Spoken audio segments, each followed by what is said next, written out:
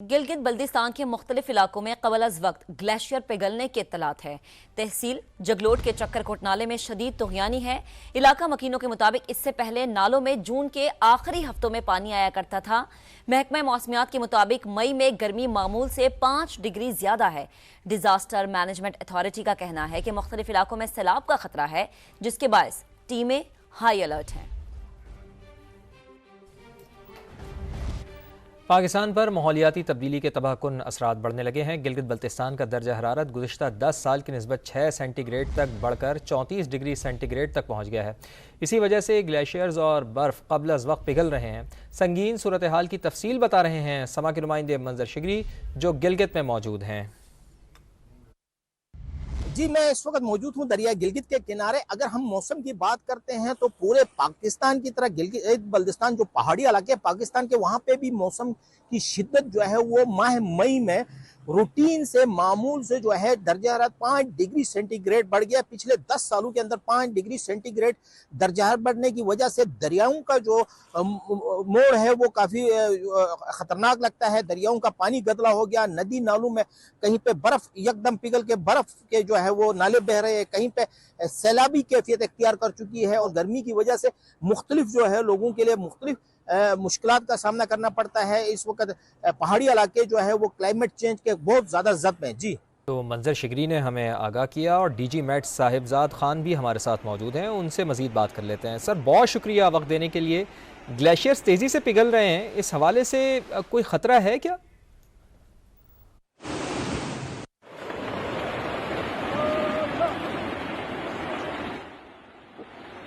पहले जो हमारे ग्लेशियर थे जिस हद तक थे, अब अब थोड़ा सा पीछे हट गए हैं। तो वो चीज जो है वो हमारे क्लाइमेट चेंज से रिलेट करती है कि जी हमारे ग्लेशियर जो है ना वो कम हो रहे हैं।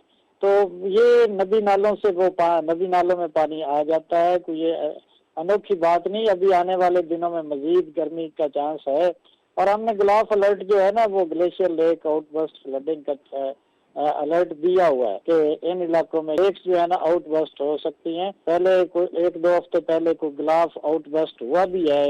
आपका बेहद शुक्रिया। आगे बढ़ेंगे। ग्लोबल वार्मिंग की वजह से ग्लेशियर महफूज है, ना ही सहरा। एक तरफ ग्लेशियर पिघल रहे हैं तो दूसरी तरफ चोलिस्तान की जमीन इंसान और जानवरों के लिए पानी नायाब होता जा रहा है, जिसके बायस हजारों जानवरों की नकल मकानी की जा रही है। नुमाइंदे एहसन अंसारी से मजीद जानेंगे, जो इस वक्त चोलिस्तान में मौजूद हैं। अभी आपको बता रहे हैं कि ग्लोबल वार्मिंग की वजह से ग्लेशियर महफूज है, ना ही सहरा। एक तरफ ग्लेशियर पिघल रहे हैं तो दूसरी तरफ चोलिस्तान की जो जमीन है वो इंसानों और जानवरों के लिए गैर महफूज हो चुकी है। यहां पर पानी नायाब होता जा रहा है, जिसके बायस हजारों जानवरों की नकल मकानी की जा रही है। चोलिस्तान की सिचुएशन आपके सामने है। ग्लोबल वार्मिंग पूरे खित्ते के लिए खतरा है। इसी पर बात करेंगे। एहसन अंसारी हमें ज्वाइन कर चुके हैं। एहसन, आपके पास क्या डिटेल्स हैं? Heat wave. जी ठीक है, एहसन से राबता बहाल करेंगे। हीट वेव ने तपते सहरा को मजीद झुलसा दिया है। चोलिस्तान भी हीट वेव की लपेट में है और वहां पर पानी नहीं है, और जिसकी वजह से लोग जो हैं वो अपने जानवरों समेत नकल मकानी करने पर मजबूर हो गए हैं। जानवरों के साथ लोग जो हैं वो उन इलाकों की तरफ नकल मकानी कर रहे हैं जहां पर उन्हें कम से कम पानी मिल रहा है। तो ये आपके सामने चोलिस्तान की सिचुएशन है। ग्लोबल वार्मिंग की वजह से ग्लेशियर्स महफूज नहीं है, सहरा महफूज नहीं है। पूरे खित्ते के लिए ग्लोबल वार्मिंग जो है वो एक खतरे की जो है अलामत समझा जा रहा है। इरफान अली साहब हमारे साथ मौजूद हैं, DGPDMA, उनसे बात करते हैं। इरफान अली साहब, बहुत शुक्रिया आपके वक्त के लिए। एक तरफ ग्लेशियर्स पिघल रहे हैं, दूसरी जानिब सहरा भी महफूज नहीं है, इंसानों और जानवरों के लिए पानी भी नायाब होता जा रहा है। इस सिलसिले में आप क्या समझते हैं कि क्या इक़दाम करने की ज़रूरत है? जी, बिस्मिल्लाहिर्रहमानिर्रहीम। Thank you very much. जैसा कि आपके इल्म में होगा कि PDMA पंजाब ने एक जो एडवाइजरी है हीट वेव रिलेटेड, वो 21 अप्रैल मई ऑनवर्ड्स वो जारी की हुई है।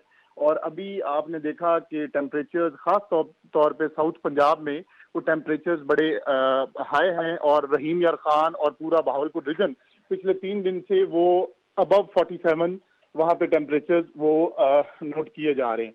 अच्छा, अब इस जमन में जैसे आपने चोलिस्तान की बात की, तो PDMA Punjab chief minister Punjab की हदायत पे हम ऑलरेडी जो रेलेवेंट स्टेक होल्डर्स हैं, हमारी डिस्ट्रिक्ट डिजास्टर मैनेजमेंट अथॉरिटीज हैं, डिप्टी कमिश्नर्स हैं, उन सब के साथ एक कॉन्फ्रेंस करके जितनी भी रिसोर्स मोबिलाइजेशन थी, रिसोर्स मोबिलाइजेशन से मुराद ये है कि जब आपने चोलिस्तान में पानी पहुंचाना है तो वो आपको 4x4 व्हीकल्स चाहिए।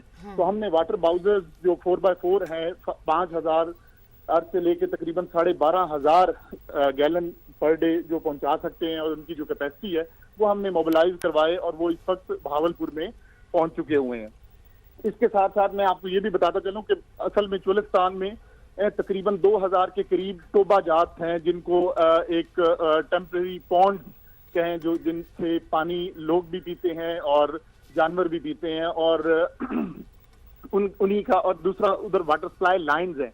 लेकिन अब अनफॉर्चुनेटली इन टोबाज में से मैक्सिमम वो खुश्क हो चुके हैं और पानी की किल्लत का बहरहाल वहां सामना है।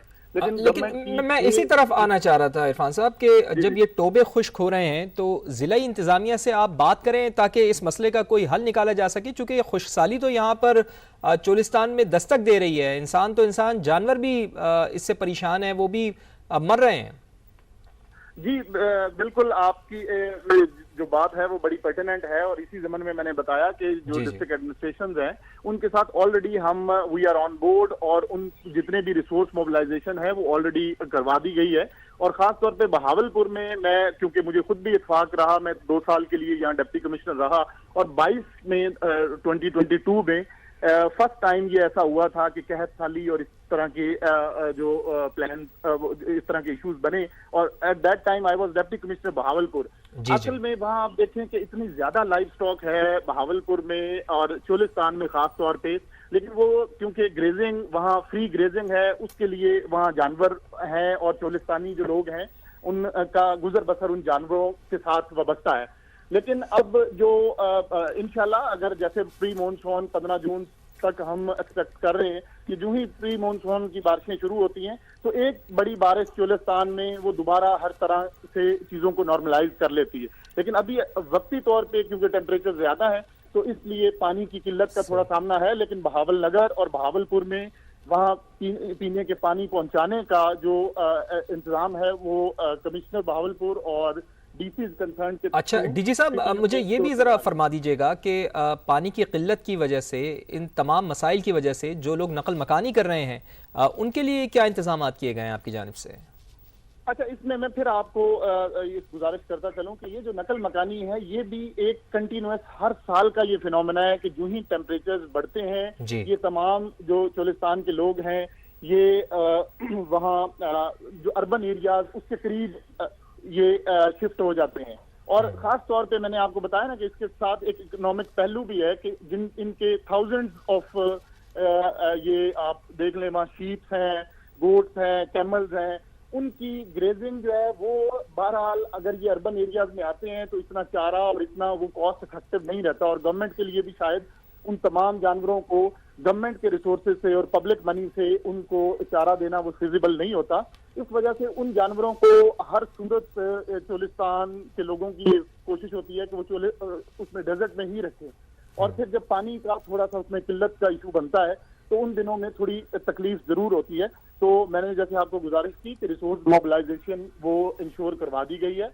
वहाँ पे 6 ऑलरेडी वाटर सप्लाई की लाइन वहाँ इफेक्टिवली चल रही हैं और उन वाटर सप्लाई की लाइन से जगह जगह पे इस तरह की बनाए हुए हैं पॉन्ड्स और इस तरह की जहाँ से जानवर भी पानी पीते हैं। तो अभी अल्हम्दुलिल्लाह सिचुएशन कोई इतनी ज्यादा आउट ऑफ कंट्रोल नहीं है। ये जो हर साल का ये फिनोमेना है कि जो ही टेम्परेचर बढ़ेंगे सहरा में गर्मी भी ज्यादा होगी, टोबा जात जो है उनमें पानी भी खुश्क होगा, लेकिन अल्टीमेटली इंशाल्लाह जो ही को पहली बारिश आएगी तो चीजें बेहतरी की तरफ जाना शुरू हो जाएंगी। ठीक है इरफान साहब, आप साथ रहिएगा। हमारे रिपोर्टर एहसन अंसारी यहाँ पर मौजूद हैं, उनसे मजीद सिचुएशन जानते हैं। एहसन, क्या आप डिटेल हमारे साथ शेयर कर सकते हैं?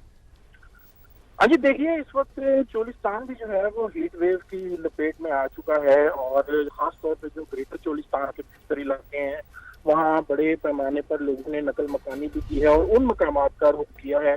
यहाँ पर PDA की जानिब से वाटर रिजर्वायर्स और LLR जो है वो कायम की गई थी। वहां पर उस वक्त जो है चोलिस्तानियों के अपने माल मवेशियों के हमरा। अच्छा एहसन, आप हमारे साथ चूंकि DGPDMA भी हैं, वो ये कह रहे हैं कि वहां पर हम इंतजामात कर रहे हैं। ऑन ग्राउंड क्या सिचुएशन है, क्या ऐसा ही है, इंतजामात आपको नजर आ रहे हैं?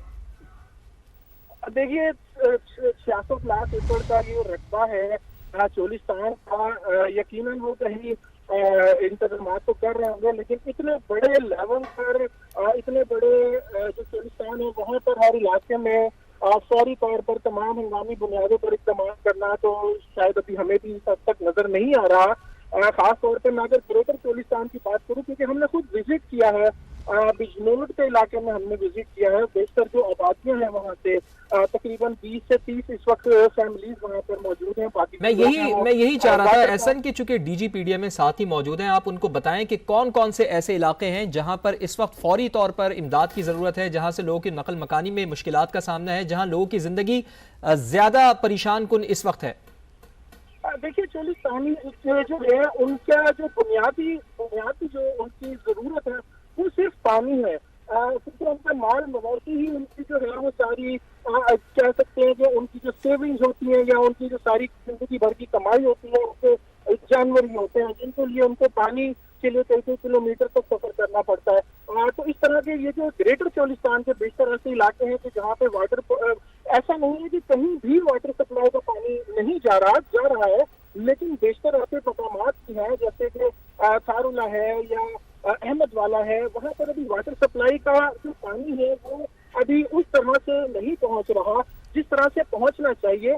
तमाम जो बेशतर चोलिस्तानी है वहाँ से हिजरत कर चुके हैं, आर्जी तौर पे नकल मकानी करके उन्होंने। सही है, ऐसा साथ ही रहे डी साहब भी हमारे साथ हैं। इरफान अली साहब, जैसे ऑन ग्राउंड सिचुएशन हमारे रिपोर्टर बता रहे हैं, उन्होंने कहा कि बहुत सी जगहों पर पानी पहुंचाया जा रहा है, लेकिन बहुत सी जगह ऐसे भी हैं जैसे उन्होंने मिसाल दे के बताया कि अहमद वाला हो गया और उसके अतराफ के इलाके, वहाँ पर अभी भी बहुत ज़्यादा काम करने की ज़रूरत है। तो यहाँ पर आप अपनी टीमें भेजेंगे, काम करवाएंगे यहाँ पर, चूँकि हम तो समा मुसलसल निशानदेही कर रहा है इस अहम मामले की।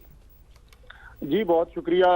मैंने जैसे आपने देखा कि अंसारी साहब ने बताया कि ये जो ग्रेटर चोलिस्तान है ये 6.6 मिलियन एकड़ से ये मुहित है, 66 लाख एकड़ का ये रकबा है और 3 अजला के ऊपर ये चोलिस्तान वो फैला हुआ है।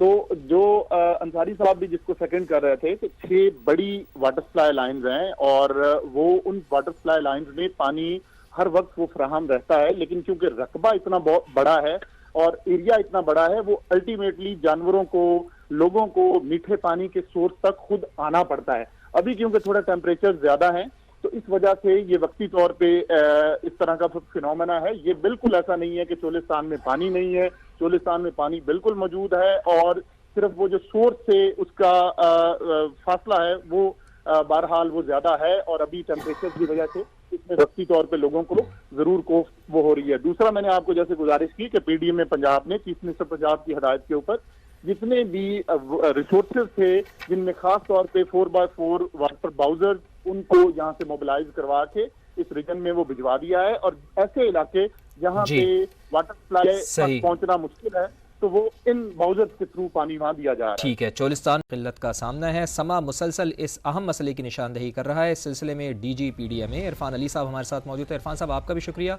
और एहसन अंसारी हमें ऑन ग्राउंड क्या सिचुएशन है उससे मुताल्लिक आगाह कर रहे थे। एहसन, आपका भी बहुत शुक्रिया।